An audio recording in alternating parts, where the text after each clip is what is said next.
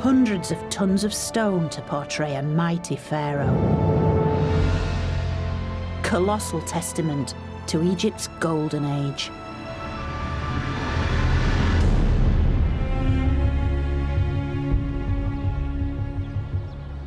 I think it's probably here at the feet of the Colossi of Memnon we get a real sense of who Amenhotep III was.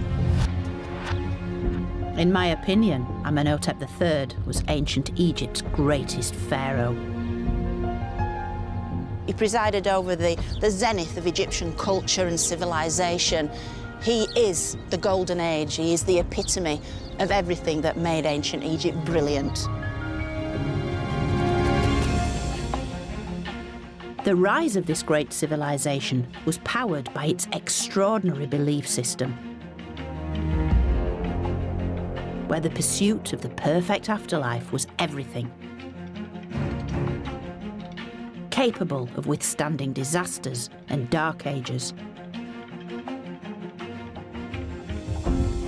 To then re-emerge as the most powerful empire in the ancient world.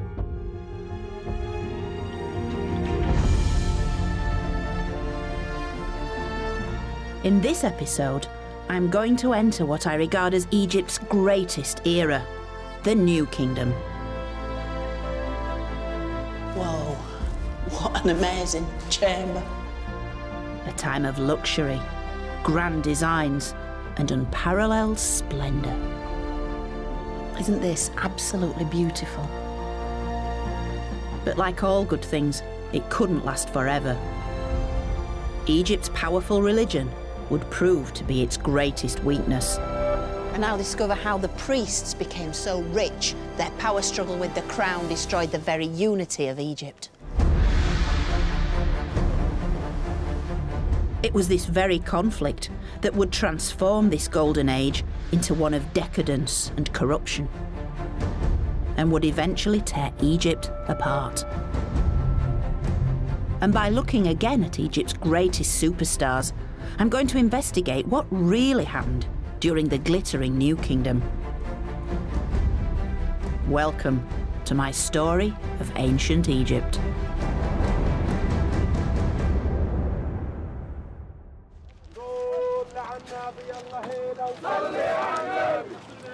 The New Kingdom, nearly 3,500 years ago, and the time of Amenhotep III.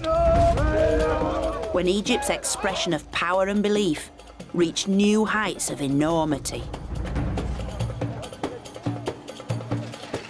I've joined an international team of archaeologists who are excavating just one of the vast monuments Amenhotep created, his funerary temple.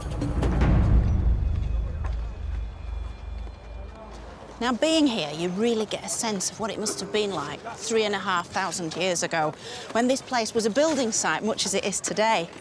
All these statues all around, Amenhotep III's image coming up in their hundreds.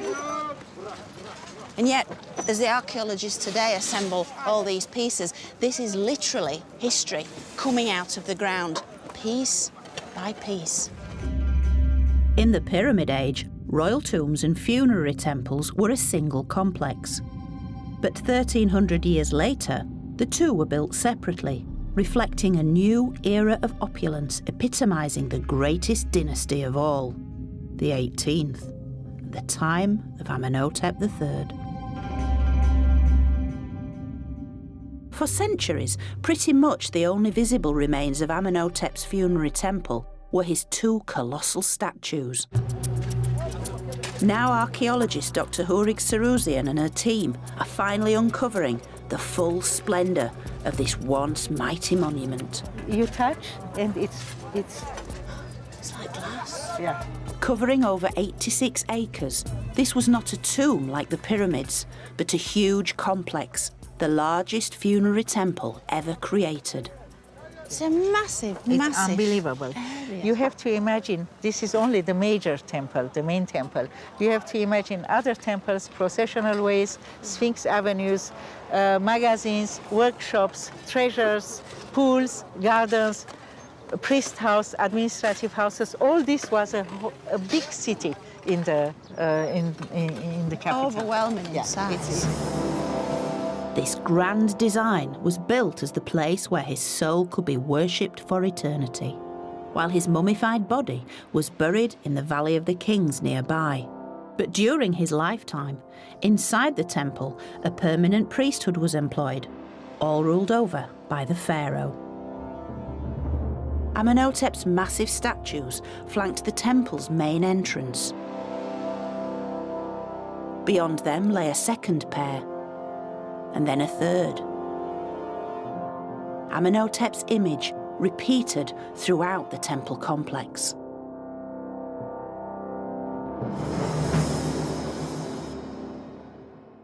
I wish one day they find the time machine. I go back. Can I come? I'll come with you. We may not have a time machine, but 15 years of work have begun to reveal some of the temple's former glories. Normally these would have been meters up in the air, but to actually engage, it's so very tactile, so very intimate, holding hands with the pharaoh. This colossus from the temple's second gateway is flanked by one of the best preserved statues of Amenhotep's principal consort, Queen Ty, his great royal wife. Here standing, and by miracle having been saved by all the catastrophes which struck this temple. So he's protected her yes. for centuries, really, hasn't he? Carved to be no bigger than Amenhotep's lower leg, Queen Ty's size served to exaggerate the pharaoh's superhuman status. These massive statues were more than a memorial, each worshipped to guarantee the immortality of the king's soul, the pharaoh as god. This is my great surprise to you. And Hourig has saved the very best till last. Holy Ras. Oh, flipping out. روح من It's Amenhotep's head at 3 meters tall, carved from the finest white alabaster. Oh, don't know what to say. Over the years, I've seen many of his portraits, but rarely one as stunning as this. Look at it, look at his nose. This is an absolutely amazing portrait, sculpted face of Amenhotep himself. I've never seen anything like it. With hundreds of statues like this, Amenhotep was multiplying the image of himself as Egypt's most powerful god, bringing light and life to the world.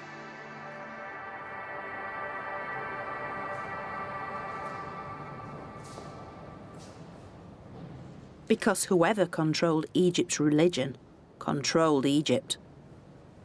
And with it, a vast amount of wealth. Now, Amenhotep wore gold from top to toe, and he handed it out to his courtiers as gifts. But he also used it as a diplomatic weapon. Amenhotep's clever use of Egyptian gold is recorded on stone scarabs like this one. They served as the pharaoh's news bulletins, which he circulated around his empire with updates inscribed on their base. In this case, it was a new marriage of the king. It effectively records his marriage to a Syrian princess, a princess from the land of Mitanni. And it recounts how, having sent gold to the princess's father, he then sent out one of his daughters for the pharaoh to marry, so a kind of mail-order bride, if you like. It reports that her name was Kilahepa, and that she arrived from Mitanni in Syria, with no fewer than 317 ladies-in-waiting. Clearly impressed, Amenhotep added the comment, "It's a marvel." With this diplomatic marriage, only one of many, they were an effective way of securing peace and prosperity.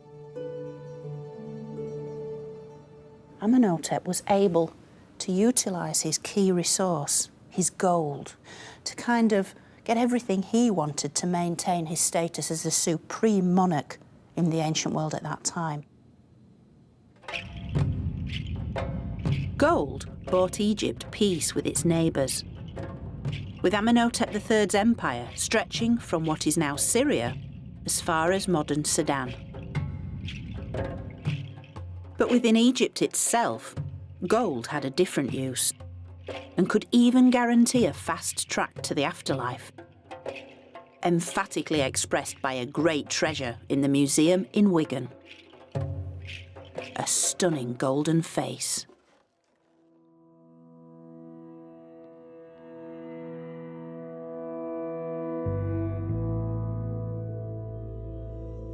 Originally part of a woman's coffin, her lifelike features were preserved to allow her soul to recognise her in the afterlife.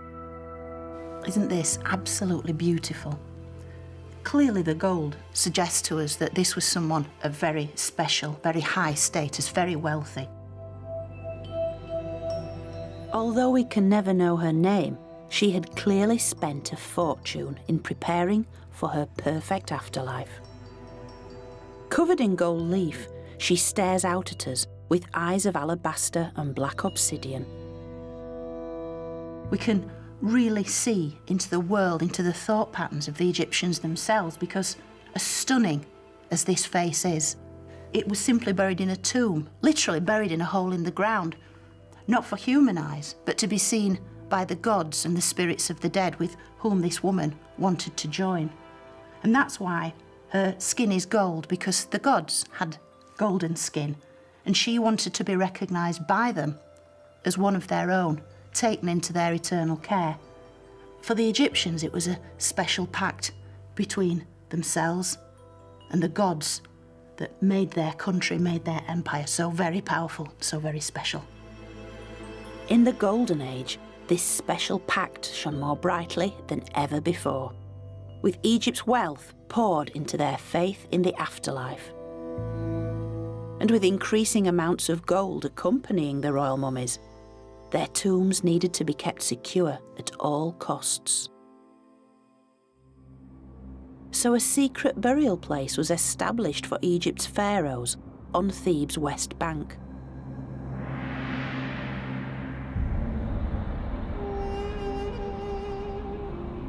The Valley of the Kings.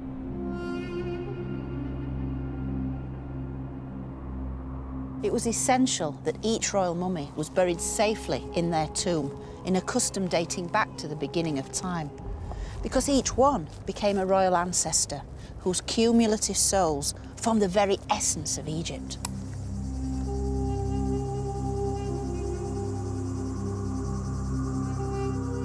The royal tombs had been desecrated once before, breaking Egypt's spiritual link to its ancestors.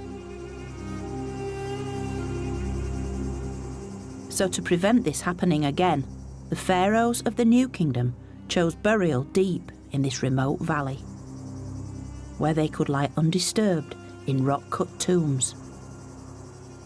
And this became Egypt's most sacred place.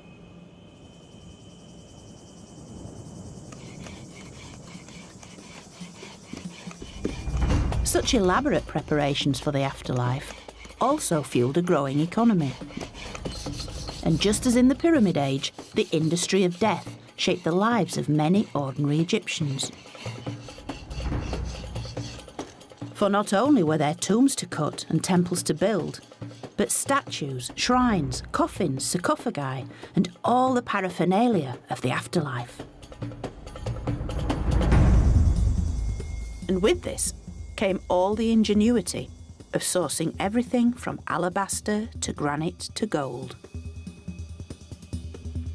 This is a copy of the world's earliest surviving geological map, dating from around 1150 BC and the reign of Ramses IV. This map is a guide to the stone quarries and gold mines of a 15-kilometre stretch of Egypt's eastern desert. It's almost as detailed as a modern geological map, with different colours for the different rock types. So, over here, these large areas of black are the sedimentary rocks. Back here, where it turns pink, these are the igneous rocks like granite. Other little features include areas of gold mining, and then throughout you have this very subtle speckling, and these are the areas of gravel. Known to be very accurate, the map was made for one specific quarrying expedition. When 8,000 men were sent into a desert valley 130 kilometres from Thebes to mine stone for royal monuments.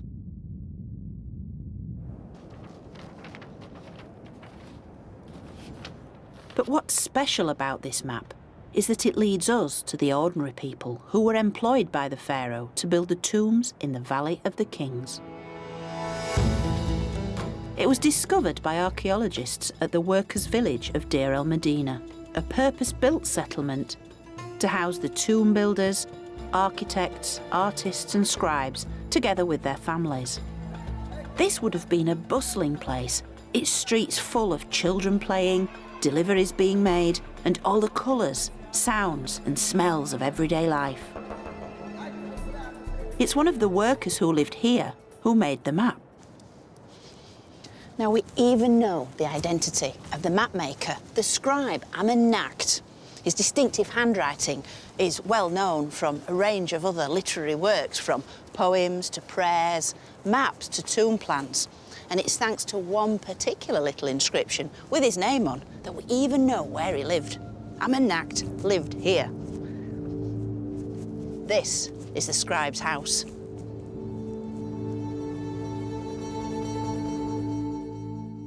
Amenhotep was one of the many skilled workers that rose through the ranks of society in the generations following the reign of Amenhotep III. He became the head scribe of this entire village, so a very, very important man. And yet it's a very sad tale as well, because as he gets older, we know that his eyesight started to fail, because a prayer of his has survived in which he makes this very personal address to the local goddess Meret Sega, who lived at the top of the mountain up there. And he's imploring the goddess. He's saying, "My eyesight is failing. I see darkness by day." And for a scribe, for a consummate draftsman like Amenhotep, how sad that would have been. Here, Amenhotep prays to Meret Sega, both of them symbolically portrayed without their eyes.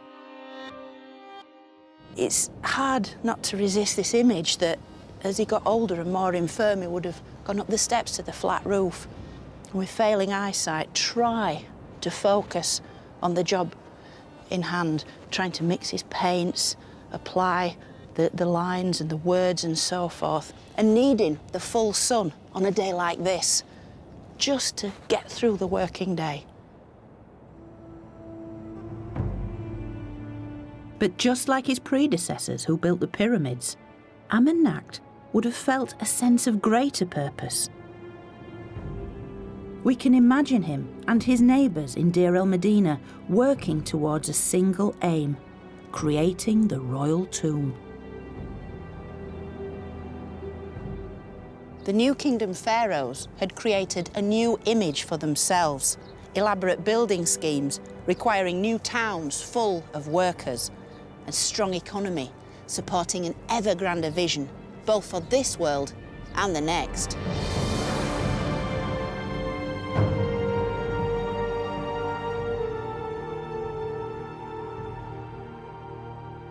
But the spiritual convictions that had brought Egypt to its zenith had also created a serious threat. In the New Kingdom, much of the Egyptian state centred on Thebes. While its West Bank was mainly dedicated to its city of the dead, the East Bank was where most people lived and the site of Egypt's main state temple, Karnak.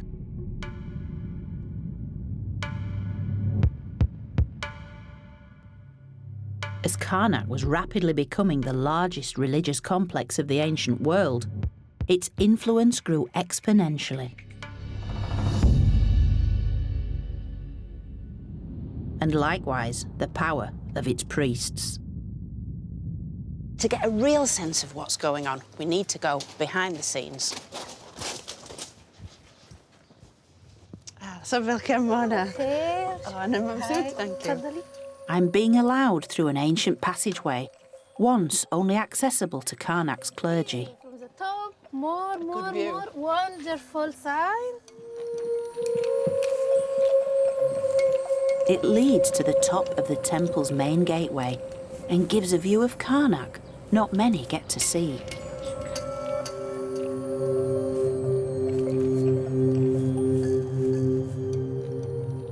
Just look at that. You could fit Notre Dame and St. Paul's cathedrals in here and still have acres to spare. It is immense.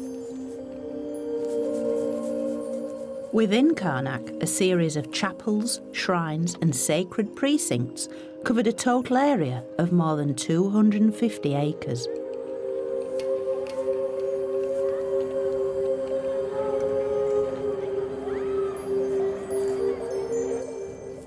This was Egypt's religious heart for almost 2,000 years.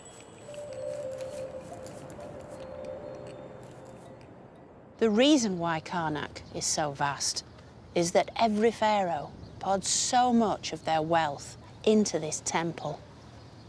Their gold and their spoils of war all filled the temple's coffers.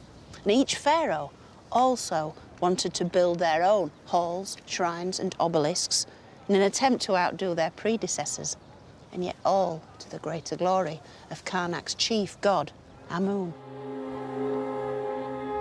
Over the course of centuries, Amun had risen from a local Theban god to Egypt's state deity.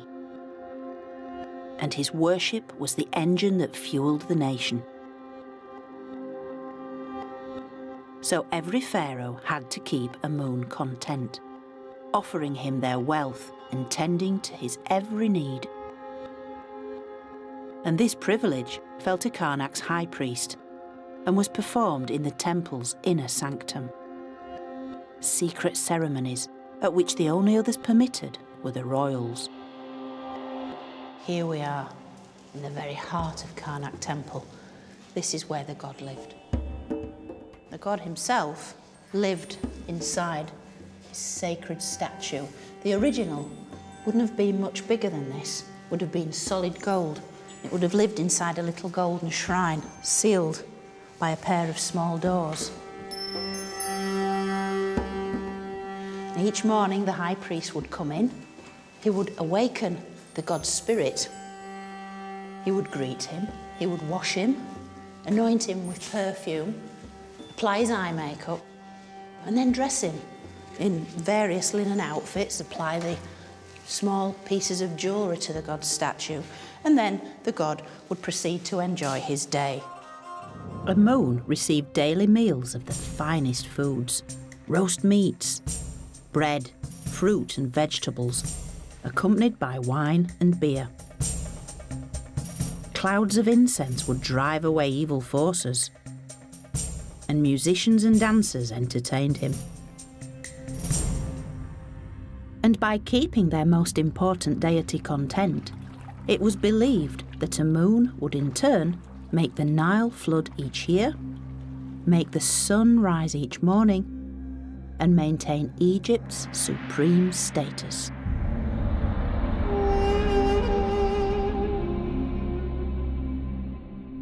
The high priest's direct access to Amun made them the greatest beneficiaries of Karnak's growing prosperity.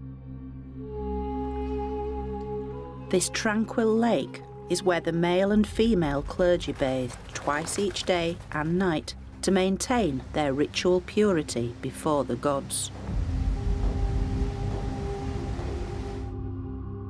Known as the Pure Ones, they set themselves apart from the rest of society with their distinctive appearance achieved through their own set of daily rituals. Part of this process of ritual purity involved using an array of implements on a daily basis to transform their appearance. And one of the most important things they did They had to remove all body hair, male and female clergy, using razors like this. So every day having to shave their heads and their entire bodies, keep them free from lice and all these kind of things which would have inhibited their sense of cleanliness. It was essential that they also had a very clean mouth because they'd be speaking the words before the god. And so they used something which is quite a modern thing.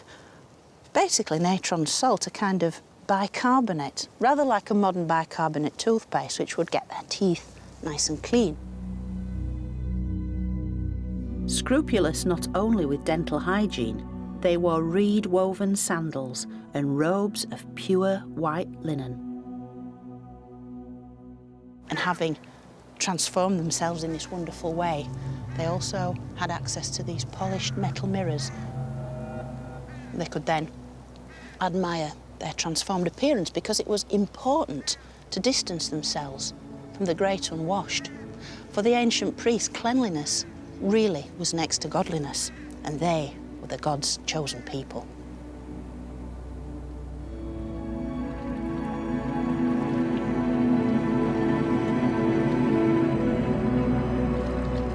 As the wealth and power of Karnak's priests grew, their authority over Egypt began to rival that of the king. Karnak's priests had far-reaching influence, active not only by day, but also by night. One of these priests was called Nacht. He was a priest of the hours of a moon, which basically means he was an astronomer, and he would sit by night on the flat temple roof, which was effectively an ancient observatory, and he'd be able to chart the progress of the stars and planets in the sky, watch the movement of the heavens. And by doing so, the priests of Egypt were able to work out when to celebrate specific events. But of course, what this meant is that Karnak never closed. It was a 24-hour-a-day concern. It meant the priests were always there. It meant the priests were always watching.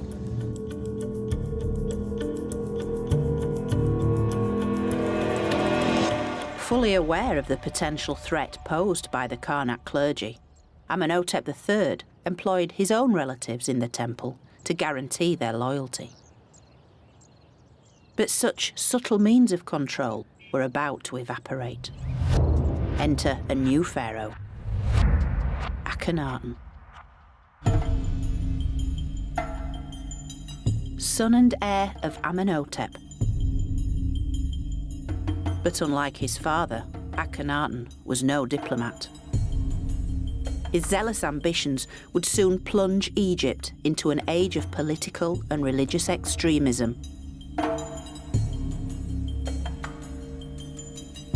Early in his reign, Akhenaten found a swift way to stamp his authority on the priests by building a controversial new temple complex at Karnak.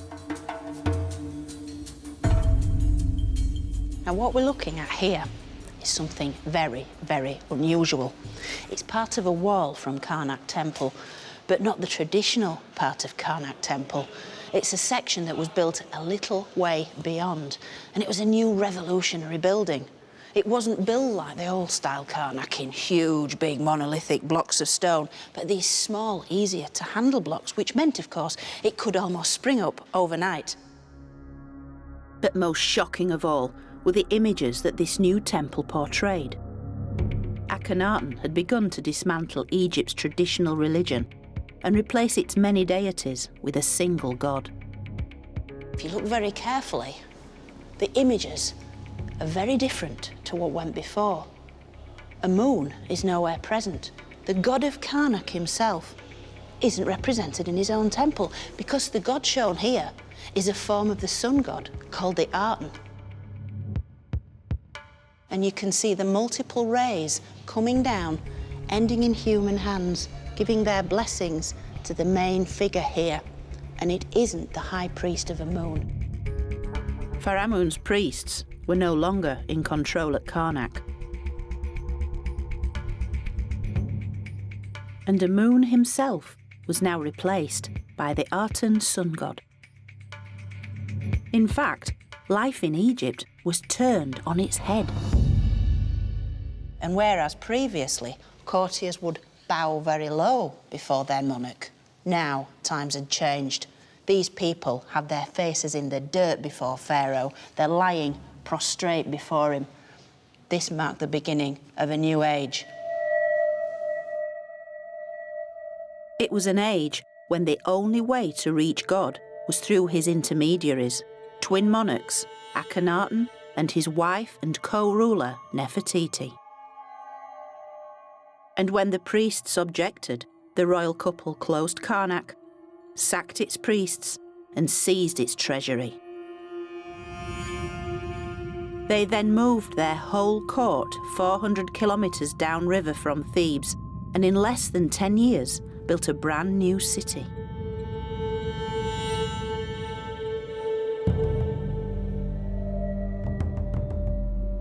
Known today as Amarna, its palaces, temples and tombs were filled with images of the Aten, the sun disk god. Gone were the multiplicity of gods to worship.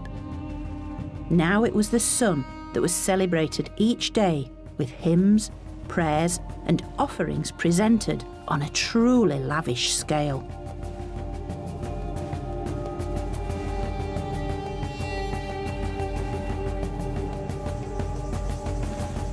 But the couple's vision of utopia came at a price. And when Akhenaten died after a 17-year reign, Egypt was bankrupt. His son became king of Egypt, and although he reigned for less than 10 years, he still became the most famous pharaoh from the whole of Egyptian history. Tutankhamun. His treasure, discovered by Howard Carter in 1922, was the most famous archaeological find of all time. Tutankhamun's mask is the epitome of ancient Egypt. So very familiar, yet, like so many of his treasures, holding a long-standing secret.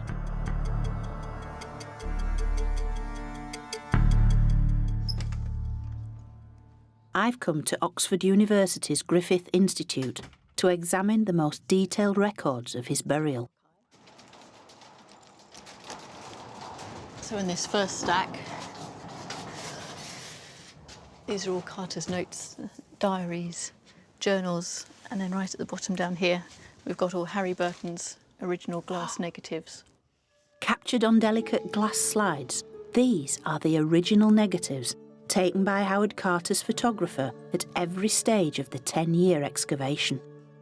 So this shows the very first view they had of the mummy. They reveal Tutankhamun's burial in a way not usually seen, for this is the linen shroud over his third innermost coffin.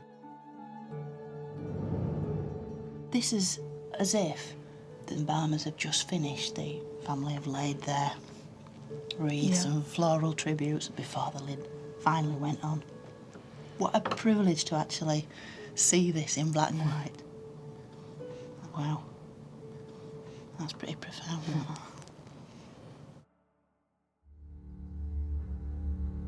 For all his fabled wealth, Tutankhamun was, in life, a fairly insignificant pharaoh.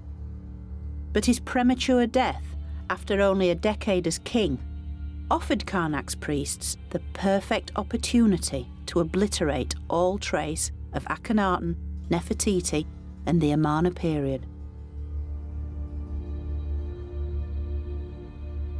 And these wonderful photos of his burial treasure reveal how they did it.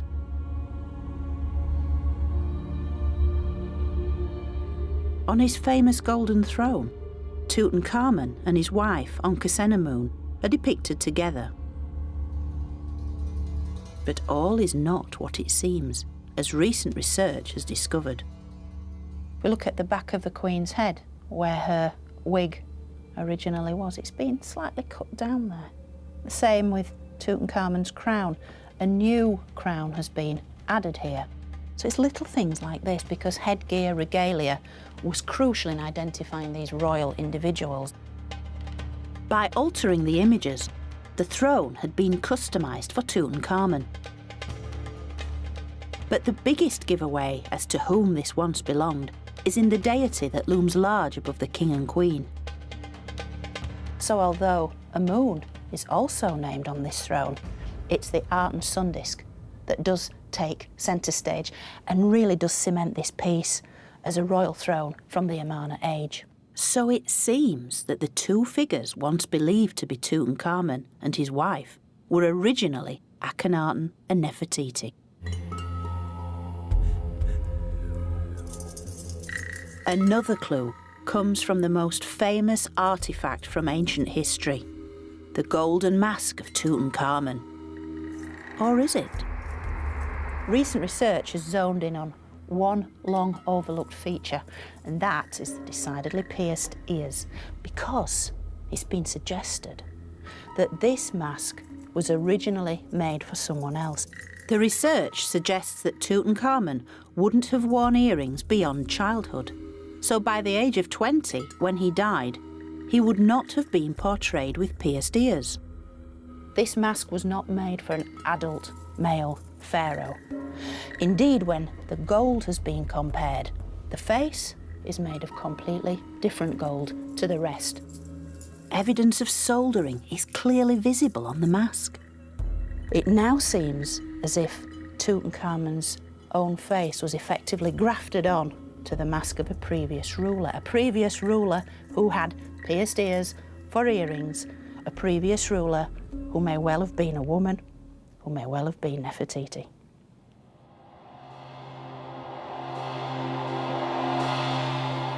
In fact, it's estimated that around 80% of the objects found in Tutankhamun's tomb originally belonged to either Akhenaten or Nefertiti. And with all of it dumped together like this, it was a kind of spiritual decluttering. As far as the priests were concerned, all this was tainted gold, and so the burial of Tutankhamun was the perfect opportunity to bury the unwanted past forever.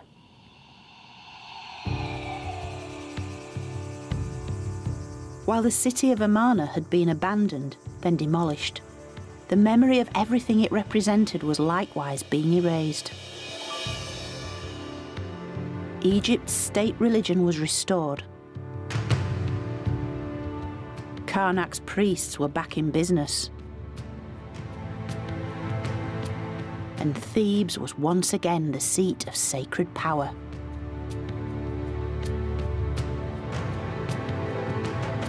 And now the next dynasty of the new kingdom was in control. Having died without an heir, Tutankhamun was succeeded by a line of militaristic rulers, the 19th dynasty.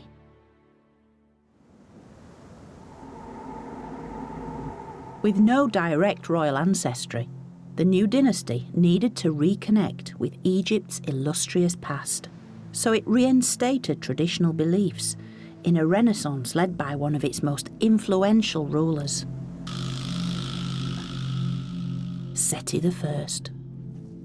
His tomb in the Valley of the Kings is the largest pharaoh's tomb ever created here.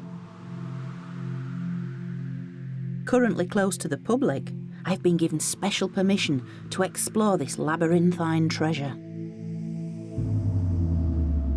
The tomb's inviting us down, further down into the underworld, and it's just drawing us into the darkness. It's a really, really deep tomb, this. It's 174 metres of corridors and chambers, all chiselled out by hand, and covered from floor to ceiling in some truly spectacular scenes. Whoa, what an amazing chamber. Absolutely filled with little gold and twinkly stars.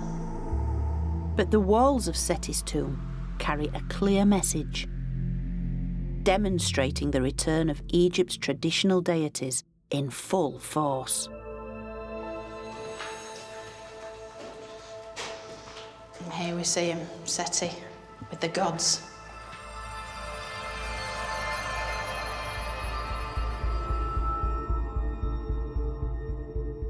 This is a brilliant chamber. It's repeated images of the Pharaoh Seti with the gods. The gods are back, and he's keen to show that. And so we see him here with Anubis, the elegant black jackal god of embalming and the dead. Here Seti is making offerings to Hathor, the maternal goddess of love who takes all dead souls into her care. And Horus, the god of kingship, wearing the joint crowns of Upper and Lower Egypt. Then Seti makes the strongest connection with Egypt's past in the portrayal of the ultimate deity in the tomb, Osiris, god of the underworld. He represents every single pharaoh that's gone before Seti. He represents the accumulated powers of the royal ancestors, and Seti is keen to show himself in the company of Osiris. He's tapping in to that greatness that made Egypt such a strong nation. Every image, every hieroglyph in Seti's tomb harks back to the golden age of Amenhotep III. And continuing with this golden legacy, Seti's reign was a true renaissance of art and culture, with the ultimate jewel in his tomb, his burial chamber. That is absolutely superb. This is really incredible. It's taking that nighttime sky motif and really, really running with it. This is the night sky as seen through the eyes of the astronomer priests. And this is where the royal mummy would have lain in its alabaster sarcophagus, allowing Seti's mummy, Seti's soul, to look up at this spectacular ceiling.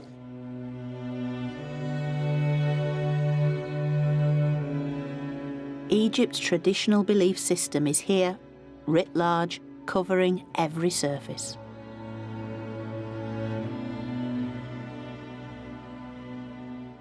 Egypt was back. Seti had brought back the days of glory. It's as if the Amarna period had never been. And for the average man and woman in the street, that was a wonderful thing, because order had been restored. Chaos had been brushed away, and everything was all right with their world.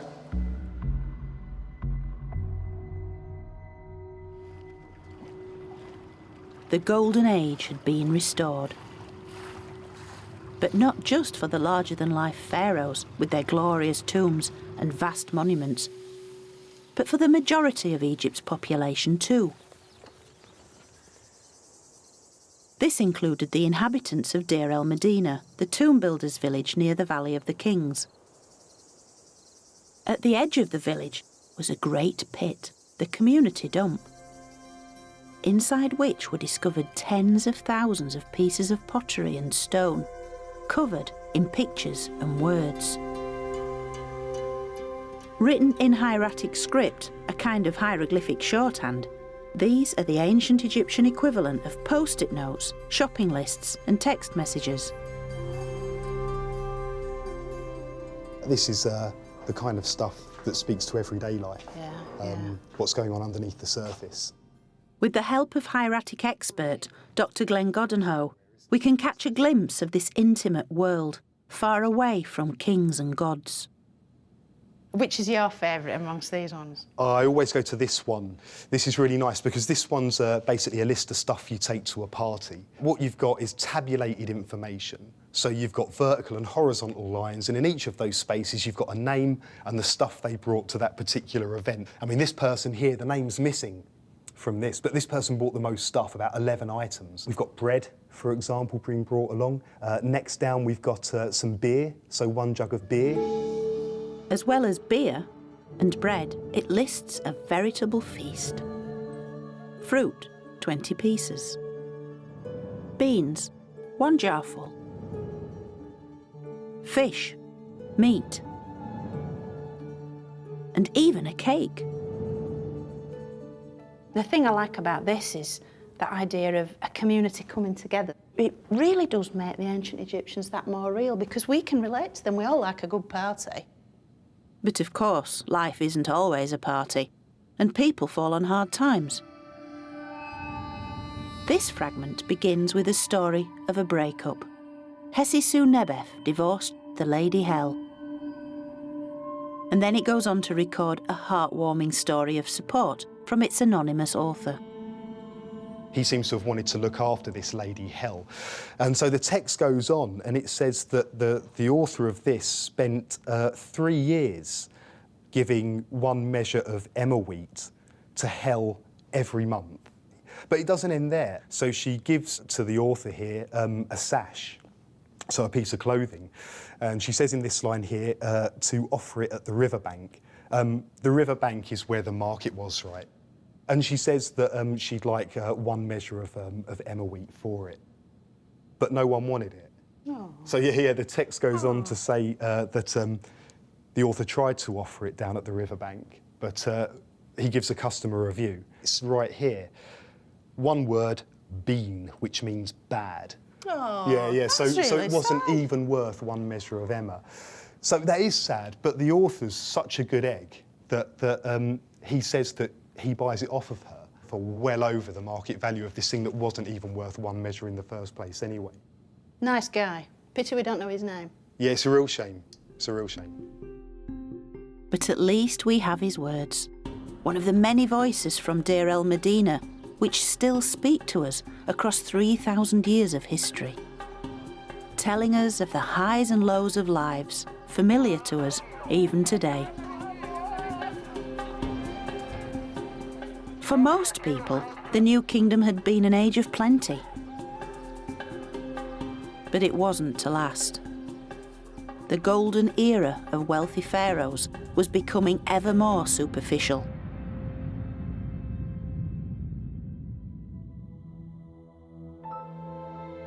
Seti's son, Ramses II, was Egypt's most prolific builder. Overspending on ever more ostentatious monuments, the best known of which was his temple at Abu Simbel.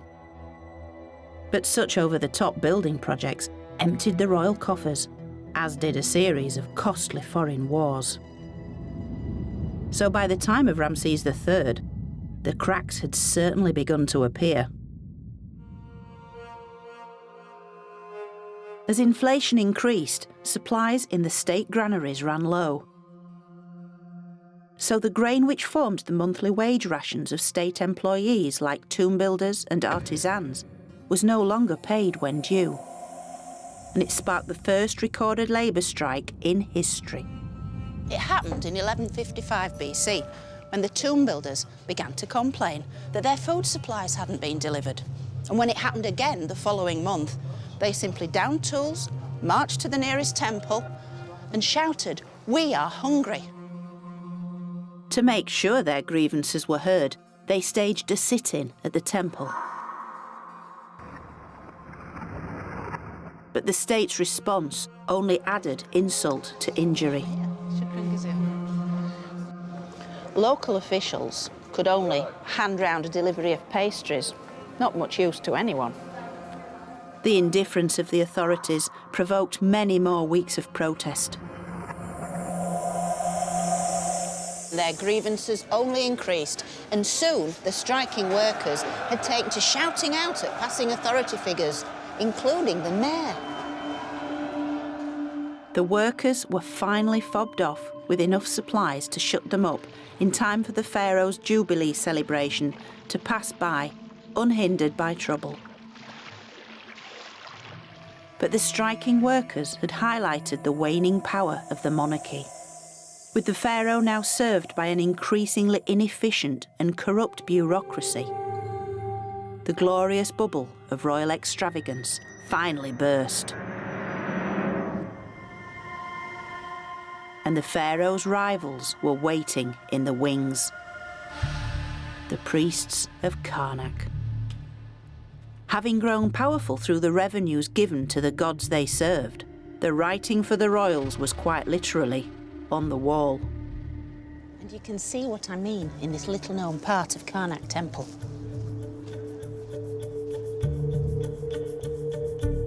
where the high priest is making a very bold statement, but only if you know how to read the footnotes. Now this is a fascinating scene. We have the Pharaoh, Ramses IX, and he's facing his high priest shown here. But there's something extraordinary about this scene because for the first time, the Pharaoh and the priest are shown on exactly the same scale. They are the same height. That's why the priest is looking so pleased. He has his arms raised as if in triumph. Because these guys are so clever, they've actually got the Pharaoh standing on a box. So he's a fraction higher, and yet in reality, they're the same height. This really shows that the priests are in power. They're basically saying to the king, we are the same size as you. Therefore, we are as important as you are.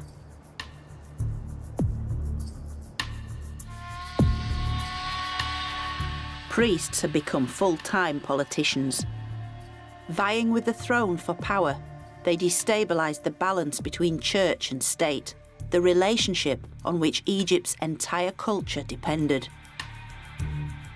So great were their ambitions that by the end of the New Kingdom, the priests took control of the entire south. And with the Pharaoh ruling only the north, the country was split into its two ancient halves. But even worse was to come.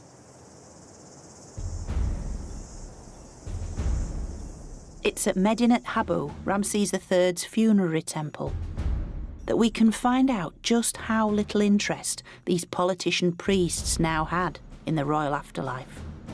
They were only concerned with their own status and their own wealth. Now, this next disturbing part of Egypt's story not only spelt disaster for its core belief in the royal afterlife, it left a tortuous puzzle for Egyptologists, which we are still trying to piece together. It's an extraordinary story that begins not in the temple, but in a small house built later within the grounds. Because the priest's corrupt ambitions will be put into practice by the man who lived here.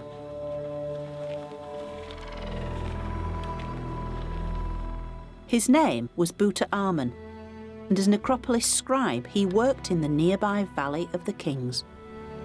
This is the man himself, Tutankhamun, with his shaven head, his starched kilt, his arms raised in prayer. He's praying to the great god of Thebes, Amun himself. Although Tutankhamun's story doesn't quite live up to this image of piety. Because it was here that he received a letter of instruction from his boss, the high priest of Karnak. This is a copy of that letter, and its contents are mind-blowing because the high priest is telling Tutankhamun, go and perform for me a task on which you've never before embarked. Uncover a tomb among the ancient tombs and preserve its sealed door until I return. And although this language is quite euphemistic and cryptic, both the sender and recipient knew exactly what it meant, and it would have a profound impact on Egypt. Tutankhamun had been promoted. His new title was Opener of the Gates of the Necropolis. So he and his men set out for the Valley of the Kings, taking with them tools and bundles of linen. Their mission, nothing less than the systematic dismantling of the royal cemetery in search of gold. It was an order to accumulate wealth.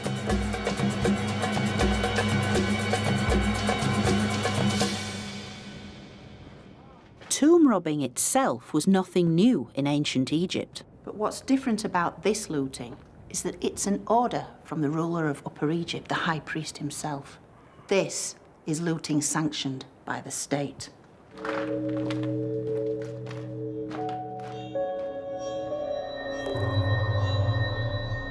Knowing the secret location of the royal tombs, Tutankhamun began what was euphemistically referred to as restoration work.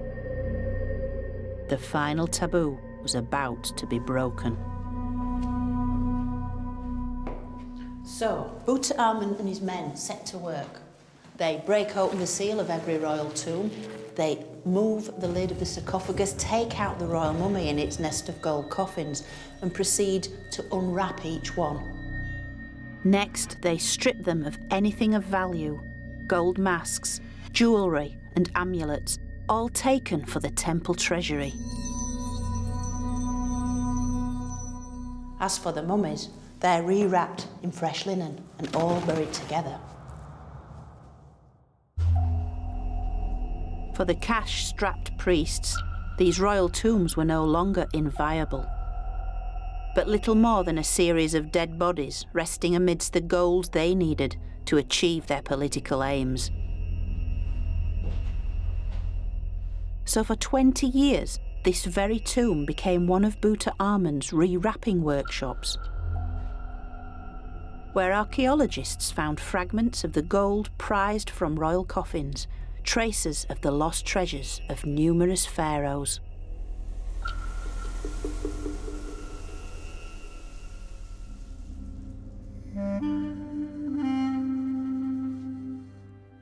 And Tutankhamun's handwriting was discovered on the rewrapped mummy of Ramses III.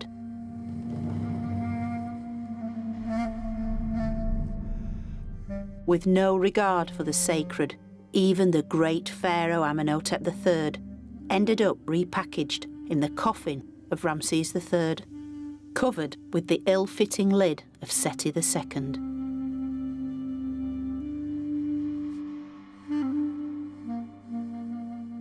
Only one tomb, hidden by rubble, escaped the wholesale plunder.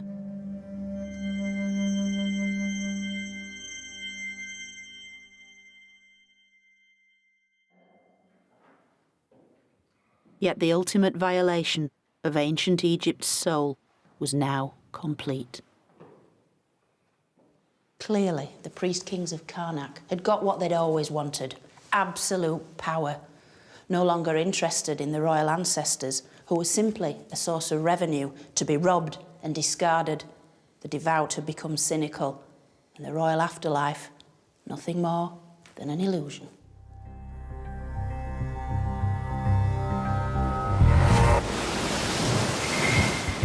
From now on, Egypt's story would be written by invaders from far beyond the valley of the Nile.